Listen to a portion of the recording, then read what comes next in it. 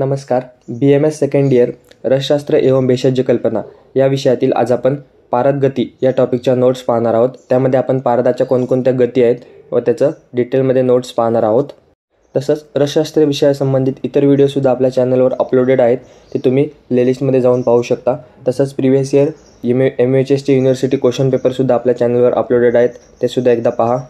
तर पारद गती या टॉपिकवर तुम्हाला SAQ सेपरेट विचारला जाऊ शकतो किंवा तुम्हाला पारदच्या LAQ अंडरसुद्धा हा एक पॉईंट असू शकतो. तर पारद गती व्यवस्थित पहा, व्यवस्थित स्टडी करा. पाहूयात पारद गती. प्रत्यक्षात पारदाचा औषधात उपयोग करण्यापूर्वी त्यावर शोधनादी संस्कार केले जातात. या विविध संस्कारांमुळे शुद्ध पारा प्राप्त होईपर्यंत त्याच्या वजनात घट येते. साधारणतः मूळ वजनाच्या अष्टमांश प्रमाणात संस्कारित पारा प्राप्त होतो. म्हणजे जेवढा घेईल त्याचा 1/8 पार प्राप्त होतो आपल्याला. वजनात होणारी ही हानी विविध कारणांनी होते. आता याची विविध कारणं सांगितलेली आहेत. कितीही काळजी घेतली तरी वजनात घट घडवून आणणाऱ्या या कारणांना पारद गती असे म्हणतात. व ही जी घट घडवून आणणारी कारणं आहेत त्याला आपण पारद गती असं म्हणतो. तर 5 गती वर्णन केलेल्या आहेत. पारदाच्या गती किती सांगितल्यात तर 5. हा MCQचा सुद्धा एक प्रश्न आहे.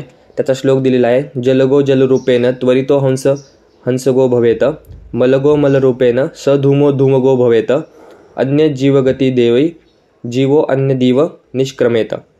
रसरत्न समुच्चयाचा श्लोक आहे. पारदाच्या गती कोणत्या कोणत्या आहेत तर जलगती, हंसगती, मलगती, धूमगती आणि जीवगती. पहिल्या 4 म्हणजे जल, हंस, मल आणि धूमगती या दृश्य गती आहेत आणि जीवगती ही अदृश्य गती आहे. आता आपण एक एक गती पाहूयात सविस्तर. सुरुवातीला जलगती. स्वेदन मर्दन आदी संस्कार केल्यानंतर पारदाचे कांजी किंवा उष्ण जलात प्रक्षालन केले जाते. हे करताना पारदाचे छोटे छोटे कण जलात विखुरले जातात व ते जर पुन्हा मिळवता आले नाही तर वजनामध्ये घट येते.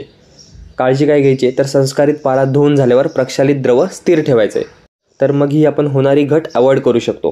त्यानंतरची गती आहे हंसगती. खल्व यंत्रात विविध औषधींबरोबर पारदाचे मर्दन करताना किंवा एका पात्रातून दुसऱ्या पात्रात ओतत असताना त्याचे काही कण बाहेर उडतात, त्यामुळे वजनात घट येते.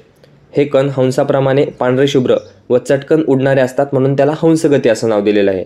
आता अशा प्रक्रिया करताना काळजी काय घ्यायची तर ओतताना खाली तिसरे पात्र किंवा प्लास्टिकचा टब ठेवायचा, म्हणजे जेणेकरून ते सुद्धा आपल्याला गोळा करता यावं. तर ही होती हंसगती. नेक्स्ट आहे मलगती. पारदातील मलरूप दोष नष्ट करण्यासाठी त्यावर काही संस्कार केले जातात, पण मल भागाबरोबर त्यातील पारदाचाही काही अंश नष्ट होतो. म्हणजे पारदामध्ये जे मल असतं ते दूर करण्यासाठी त्याच्यावर काही संस्कार करतो आपण. तर त्या संस्कारादरम्यान मल दूर करण्यादरम्यान त्यामधला पारदसुद्धा काही अंश नष्ट होतो, मग वजनात घट येते. मग आता काळजी काय घ्यायची तर मर्दन पातन आदी संस्काराची पूर्वकर्म शास्त्रोक्त व विधियोक्त करावी, तर त्यामुळे घट होणार नाही. त्यानंतर धूमगती. संस्कारादरम्यान अग्नी दिला जातो. पारदास अग्नी दिल्यास तो उडतो आणि उडून जाणाऱ्या ह्या गतीस धूमगती असं म्हणतात. धूम म्हणजे काय थोडक्यात अग्नी देणे. तर अग्नी देत असताना काय काळजी घ्यावी की उष्णतेचे अपेक्षित प्रमाण यंत्र संधिबंधन करावे. आणि पारदाची लास्ट गती म्हणजे 5वी गती आहे जीवगती. आता ही अदृश्य गती आहे. काही वेळा कितीही नियंत्रण किंवा दक्षता बाळगली तरीही पारदाच्या वजनात संस्कारानंतरही घट येतेच. म्हणजे वरील आपण ज्या 4 गती पाहिल्या किंवा 4 संस्कार करताना पद्धती पाहिल्या, त्यामध्ये जरी आपण कितीही काळजी घेतली, कितीही दक्षता बाळगली तरीही पारदाच्या वजनात संस्कारांती घट ही येतेच. याचे कोणतेही संयुक्त कारण देता येत नाही. त्यामुळे पारदाच्या या गतीस जीवगती असे म्हणतात. म्हणजे वरील 4 आपण काळजी जरी पाळल्या तरी सुद्धा घट येते, तर त्या गतीला जीवगती असं म्हणतो. तर या होत्या पारद गती या टॉपिक संबंधित नोट्स. तर व्हिडिओ आवडले असल्यास चॅनलला सबस्क्राईब करा, व्हिडिओला लाईक करा.